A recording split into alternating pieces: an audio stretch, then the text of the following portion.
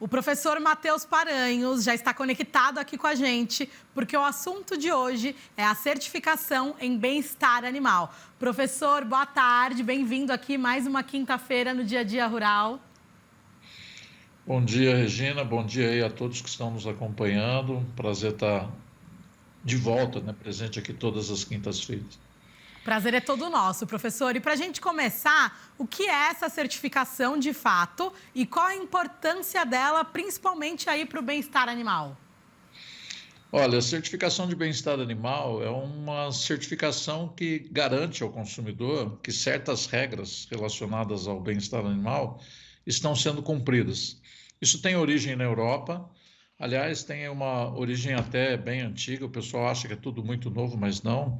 Início do século XX já tinha algum movimento nesse sentido, para assegurar para aqueles consumidores mais exigentes que querem saber como o animal foi criado, como é realizado o manejo, se segue os princípios do bem-estar animal, para garantir que isso está sendo seguido. Então, a certificação é caracterizada para as diferentes espécies, diferentes sistemas de produção, suínos, aves de postura, frango de corte, bovinos leiteiros, bovinos de corte, enfim.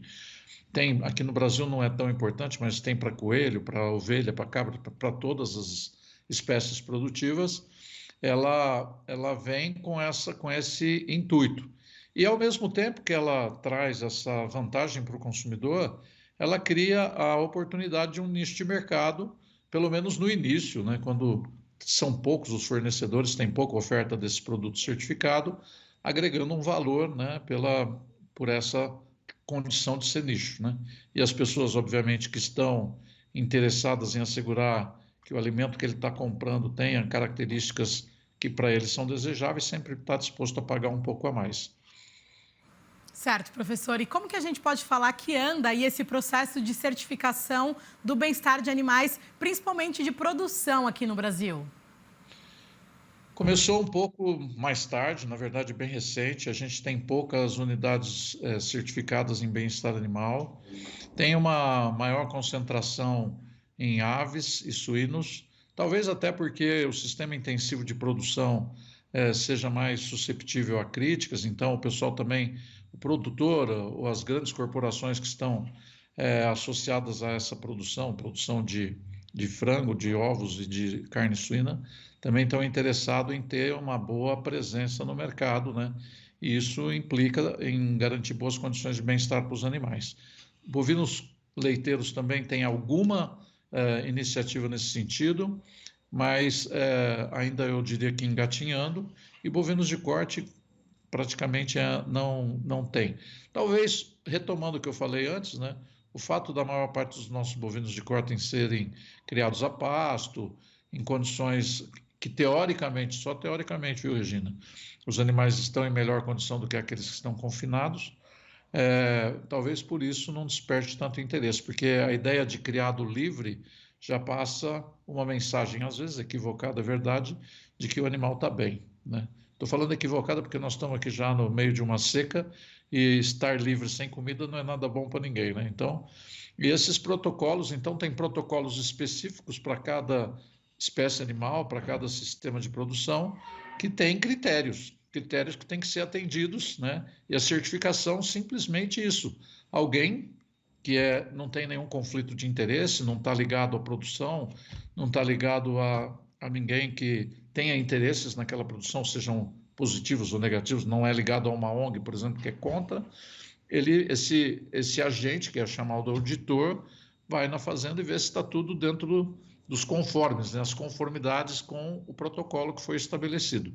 Então, aqui um alerta, né, para quem estiver interessado em certificação de bem-estar animal, não adianta olhar o selo que está na embalagem do produto normalmente, mas deve também ter conhecimento do protocolo, porque como é o protocolo? Tem muita variação nos protocolos, tanto aqui no Brasil como também no exterior. Professor, e no início da nossa conversa, o senhor citou aí os benefícios da certificação de bem-estar animal para os consumidores. E a dúvida que fica é, a gente entende um pouco dessa certificação voltada para os animais, mas também quais são os impactos que ela pode trazer para os trabalhadores e produtores em si, né? Olha, todo sistema de produção que tem algum controle, né, e eu acho que é fundamental eu enfatizar isso, controle é essencial em qualquer atividade produtiva, e não é diferente para a produção animal, certo? Então, quando você tem um protocolo e deve seguir, você passa também a ter mais controle sobre diversos elementos do ambiente, sobre a questão da nutrição, sobre a questão da saúde, sobre a questão do ambiente. E tudo isso favorece a resposta produtiva dos animais. É óbvio que um animal que não está em boa condição de saúde ou enfrenta uma situação de desconforto ambiental, por exemplo, estresse por calor, não vai produzir bem. É óbvio que um animal que não tem uma boa nutrição não vai produzir bem. Então, o protocolo de bem-estar dos animais também traz essa vantagem de, tendo controle, você consegue reduzir riscos, né? Riscos que estão relacionados a perdas produtivas, em alguns casos mais extremos, riscos que estão relacionados até à perda do próprio animal com a morte, né? Certo, professor. E quando a gente fala aí dos principais desafios desse tipo de certificação, na sua avaliação, quais são aí os principais atualmente, né?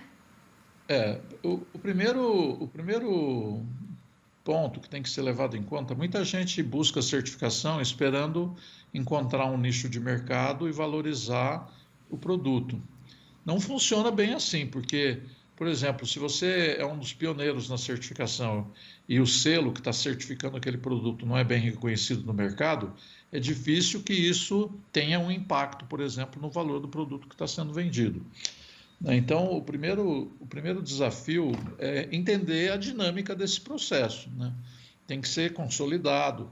Quem chega primeiro, né, vai ter uma vantagem maior, porque depois também com a competição, por exemplo, se eu tenho um fornecimento que atende 1% do mercado, e a demanda é grande, eu consigo colocar o produto com um valor maior. Agora, se eu tenho uma produção que atende 50% do mercado e a demanda é pequena, eu não vou conseguir agregar valor porque tem mais oferta do que procura. Então, a lei do mercado está regulando isso daí também. Então, o primeiro desafio é entender a questão do mercado, como é que isso se situa em termos de mercado. Se você não tiver interessado na questão, vamos dizer, no ganho econômico que isso pode trazer, porque a certificação também ajuda, como eu acabei de falar anteriormente, em ter mais controle. Se você está interessado em ter um protocolo e até uma certificação para garantir maior controle no seu sistema de produção e também atender a sua expectativa, né? Claro, porque tem produtores que entendem o que é certo,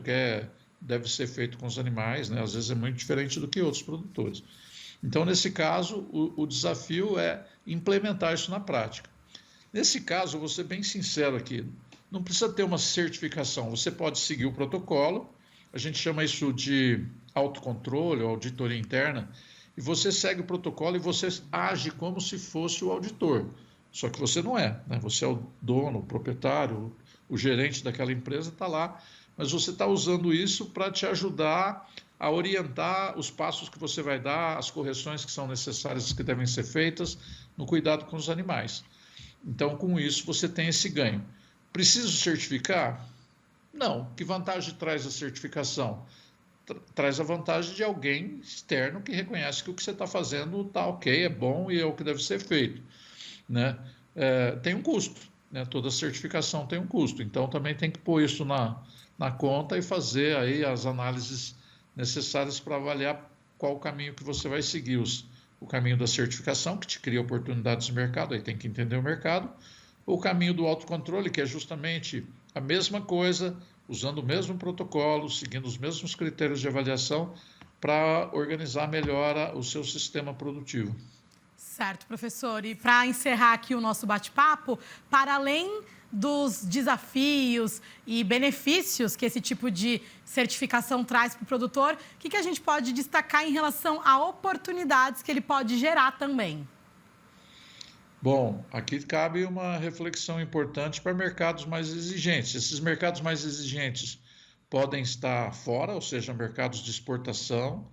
Então, muitas empresas, grandes redes de supermercados do exterior, por exemplo, têm o seu próprio protocolo de bem-estar animal e ela exige que o fornecedor, seja de ovos, de carne, leite, o que for, siga aquele protocolo e ela contrata ela contrata auditores para verificar se está tudo em ordem, de acordo com o protocolo, tudo conforme.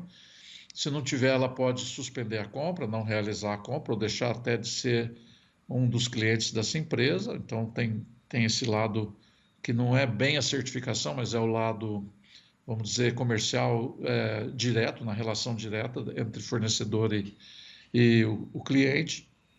E também tem que pensar na perspectiva de que a produção animal, certificada ou não, mas com protocolos de auditoria, permite você avançar no sentido de redução de perdas, de melhorar a qualidade de vida dos animais, é óbvio, é isso que se espera, mas também de melhorar a qualidade de vida de quem está trabalhando lá.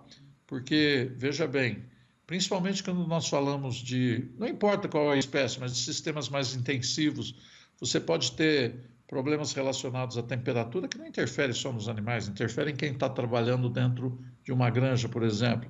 Problemas relacionados a acúmulo de poeira que interferem na vida de todos que estão ali, humanos e animais.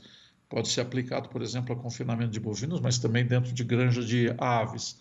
Então, tem esse lado que precisa ser levado em conta para melhorar as condições em termos de qualidade de vida para todos os seres vivos que estão ali próximo.